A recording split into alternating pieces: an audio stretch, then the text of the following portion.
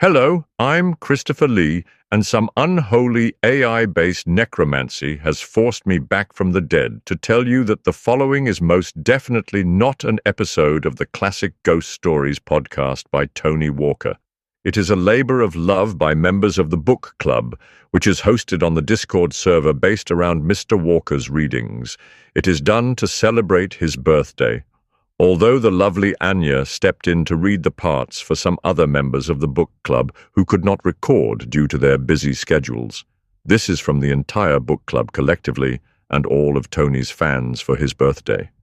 No disrespect is meant any persons living or dead, such as Montague Rhodes James or Jasper Lestrange, who make guest appearances in the story.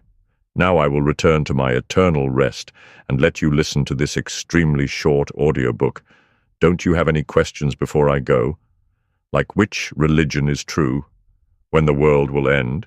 You want to know when the next episode of Ashridge is coming out? I have arcane knowledge of the multiverse, and that's the only question you have for me. You know what? I don't really miss the mortal plane so much. As you were now on with the reading, be sure to stay tuned after the end for the delightful 1980s J-pop anime-style birthday theme song, which has been prepared for Tony. Oh, that could only be Owain's idea. Very well. Happy birthday, Tony, from the living and the dead, the damned and the divine. From across all realities, a very happy birthday to you and many more.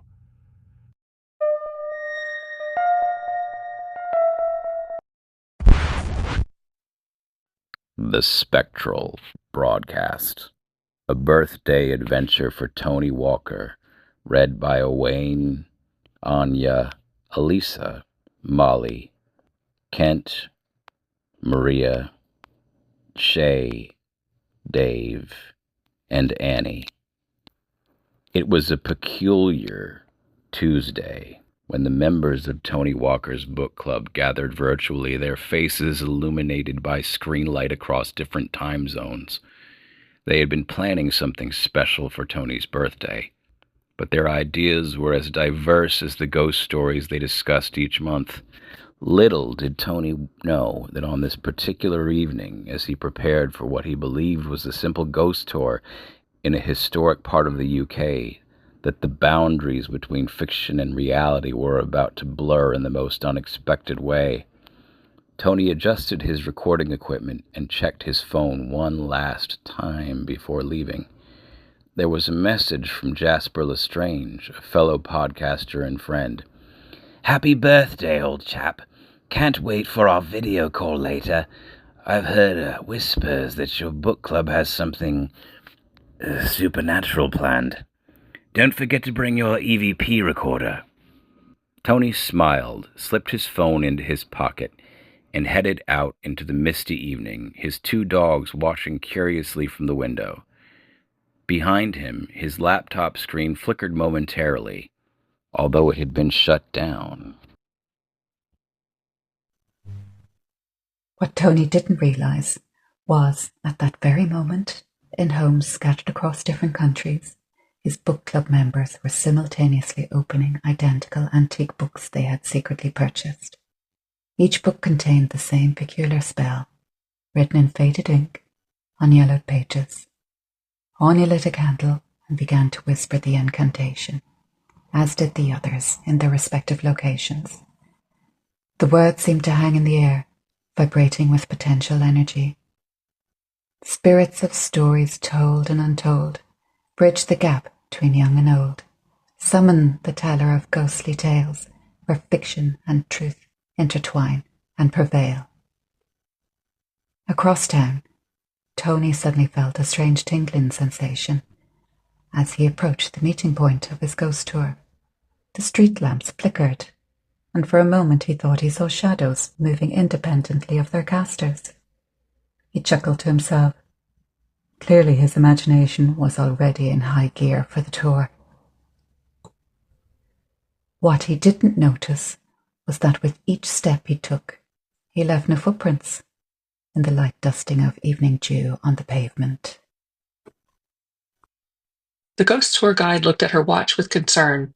Her client should have arrived 15 minutes ago. She called Tony's number, but the line was filled with strange static and what sounded like overlapping whispers. Shrugging, she decided to wait 5 more minutes. Meanwhile, Tony found himself walking through increasingly unfamiliar streets. The architecture seemed to shift subtly between modern and Victorian with each turn he took.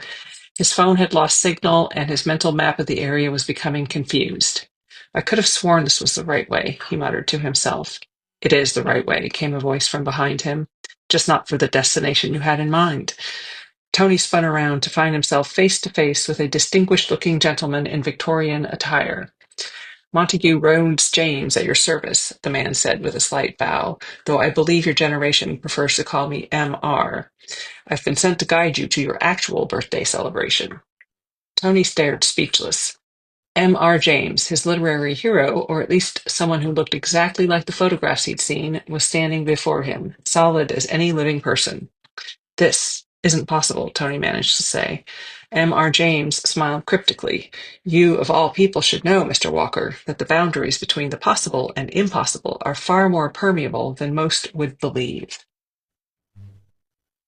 As Tony followed M.R. James through the increasingly foggy streets, his surroundings began to transform. Buildings melted away into mist, and when they solidified again, Tony found himself standing before an elegant old theatre with a marquee that read, Special Birthday Performance, The Tony Walker Experience. What is this place? Tony asked, his podcaster's curiosity overcoming his disbelief. The Vale Theatre, M.R. James replied. It exists in the space between realities, where stories come to life and the fictional can interact with the, well, let's just say with those who believe themselves to be entirely real. The doors of the theatre swung open, revealing a grand lobby where several figures stood waiting. Tony recognized Edgar Allan Poe by the distinctive moustache and penetrating gaze. Beside him stood Edith Wharton, elegant in the early 20th century attire. And was that? Yes, it was Dracula himself, though he looked more like Bram Stoker's description than any film adaptation. And among these literary giants stood Sheila, Tony's partner, looking simultaneously amused and confused. Sheila, what are you doing here? How did you get here? She shrugged. I was just letting the dogs out when there was this strange light in the kitchen. Next thing I know, I'm here with them. She gestured to the literary figures. Happy birthday, by the way. This is different. Different doesn't begin to cover it, Tony replied. A new voice called from across the lobby. Tony, there you are. Jasper Lestrange approached, carrying what looked like vintage recording equipment. Can you believe this? We're actually going to record a podcast with the masters of horror fiction themselves. Your book club certainly knows how to throw a party. Tony was still trying to process the situation when the theatre lights dimmed briefly, then brightened again. A shimmering portal appeared in the centre of the lobby, revealing what looked like a luxury cruise ship deck. What's happening now? Tony asked. M.R. James smiled. It seems there was some disagreement about your birthday experience. Some wanted to send you on a ghost tour. Others preferred a supernatural encounter, and still others thought a cruise would be nice. The magic your book club worked has accommodated all preferences. Jasper examined the portal with professional interest. Fascinating. The metaphysical implications are extraordinary. Imagine the download numbers if we could verify this scientifically. Always the promoter, Tony muttered fondly. Edgar Allan Poe stepped forward, his expression intense. I find this manifestation most intriguing. The convergence of multiple realities suggests a malleability of existence that I only theorized in my most fever-dreamed writings. Dracula chuckled. the sound resonating unnaturally. After centuries of existence, very little surprises me. But this is novel. Edith Wharton was making notes on a small pad. The social implications alone would make for a fascinating study. The etiquette of cross-dimensional interaction has never been properly documented. The portal to the cruise ship flickered enticingly. "Well," said Sheila practically, "since it's there, shall we?"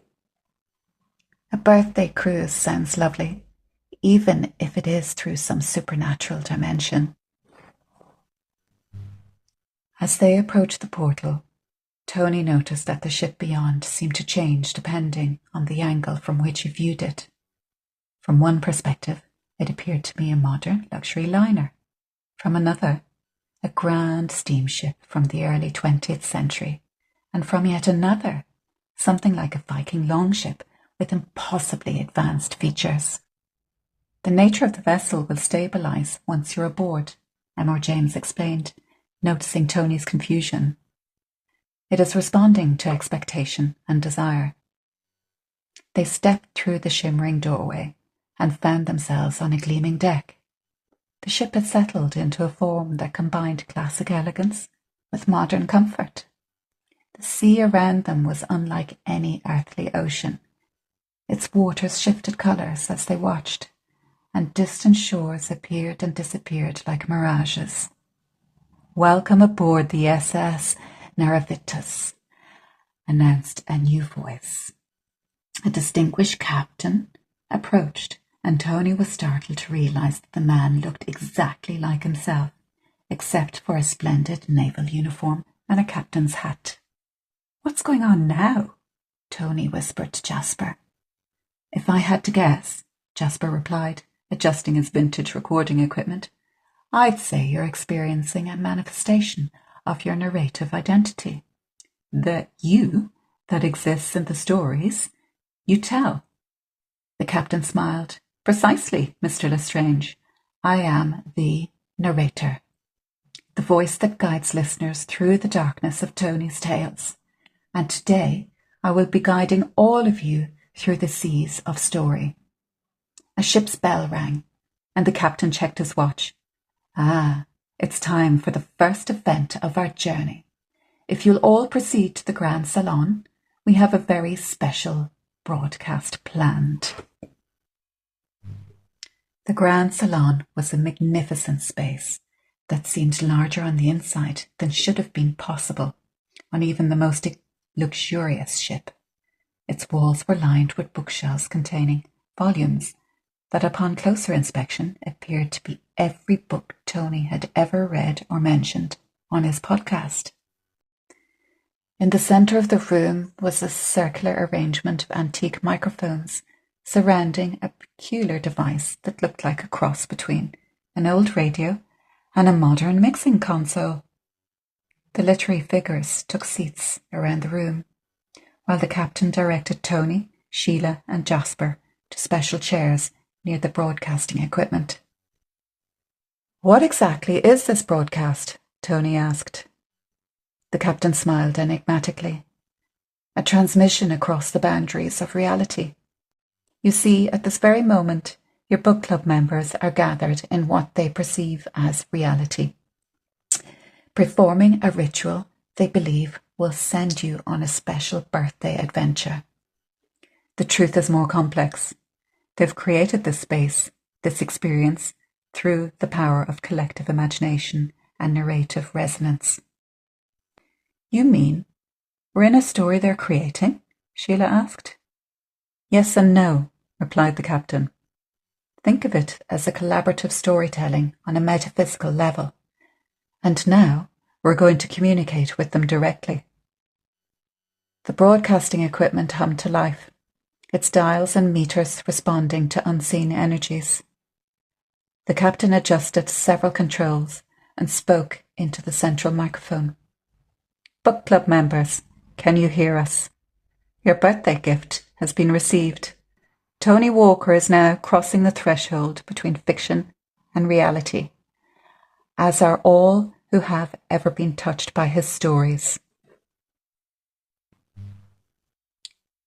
The response came through the speakers in a chorus of familiar voices.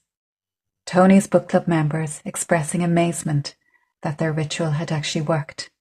Their voices overlapped in excitement. "Tony, can you hear us? Did it actually work? Is M.R. James really there? How's the cruise ship?" Jasper stepped forward to the microphone, his podcaster instincts taking over. "Ladies and gentlemen, this is Jasper Lestrange, broadcasting from what I can only describe as the narrative nexus of reality. We are currently aboard a vessel sailing through the collective unconscious, accompanied by some of literature's most esteemed creators of the macabre." Tony found himself laughing, despite the impossibility of the situation.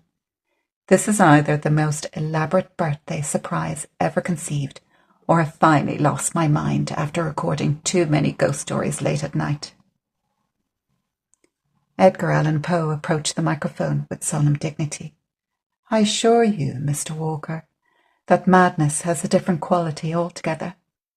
This experience, while extraordinary, bears the hallmarks of controlled imagination rather than the chaotic dissolution of reason." "That's reassuring, I suppose," Tony replied. Dracula, who'd been examining the books on the shelves with interest, turned with an amused expression. "I find it curious that in this age of digital media, the power of storytelling remains fundamentally unchanged.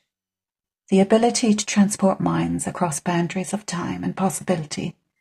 It is a form of immortality I had not considered in my own pursuits." The captain raised a hand for attention. "The connection between realms is temporary. Before it closes, there is something your book club wishes to share with you." Through the speakers came music, a haunting melody that seemed to incorporate themes from the background music Tony used in his podcast. Then, one by one, the book club members began to recite a poem they had composed for the occasion. Teller of tales in darkness spun, voices of ghosts through headphones run, stories unearthed from history's shade. In Tony's words, new life is made. From whispered myths on YouTube shared to Patreon tales for those who dared. The boundary thins between now and then, when Tony's voice bring ghosts again. So on this day of birth we send adventures where all realities blend. For he who guides through haunted night deserves some wonders brought to light. As the last words faded, the ship gave a gentle lurch, and the salon's lighting shifted. The captain checked his instruments with a nod of satisfaction. "The narrative current is stabilizing," he announced.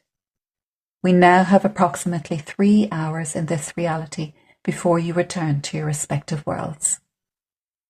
Sheila took Tony's hands with a smile. "So, what would you like to do for your birthday? Have tea with literary giants? Explore impossible shores? Record a supernatural podcast with guests from beyond the veil?" Tony looked around at the extraordinary gathering. His partner, his friend Jasper, and the legendary figures whose works had inspired his own storytelling. Through the speakers, he could still hear the faint voices of his book club members, waiting expectantly for his response. "All of it," he said finally, his storyteller's imagination embracing the impossible. "I want to experience all of it. And then I want to tell the story." The captain smiled. "Very well. Let the birthday adventure begin."